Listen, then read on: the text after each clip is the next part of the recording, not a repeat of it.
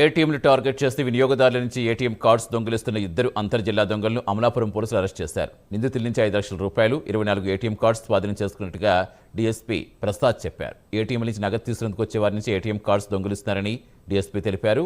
నిందితులు పల్లా సురేంద్ర కుమార్, తాడి లక్ష్మణరావుగా పోలీసులు గుర్తించారు.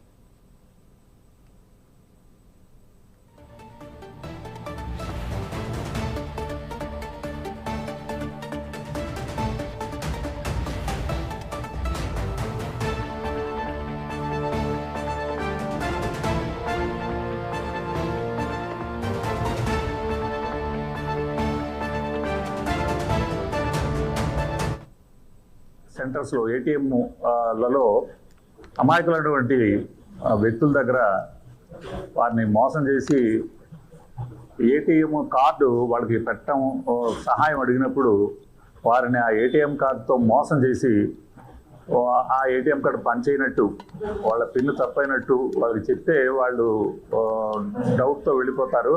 వెళ్ళిపోయిన తర్వాత అసలైన ఏటీఎం కార్డు పెట్టి అమౌంట్ను డ్రా చేసుకున్న కేసులు మనకి చాలా నమోదవుతూ ఉంటాయి.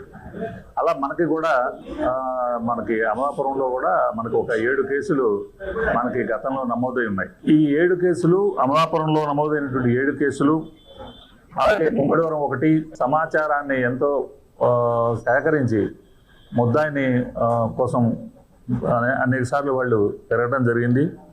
ఈ ముద్దాయి కోసం, అనుమానితుల కోసం ప్రయత్నించే క్రమంలో మాకు 18/5 అంటే నిన్న సాయంకాలం 5:30 గంటలకి ఈ అమలాపురం సావరం బైపాస్ రోడ్డు వద్ద ఒక 2 వ్యక్తుల్ని అనుమానం మీద ఎవరినైతే సస్పెక్ట్ చేశామో ఆ ముద్దాయిల మూమెంట్ ఉన్న క్రమంలో వారిని పట్టుకుని ప్రశ్నించినప్పుడు వారు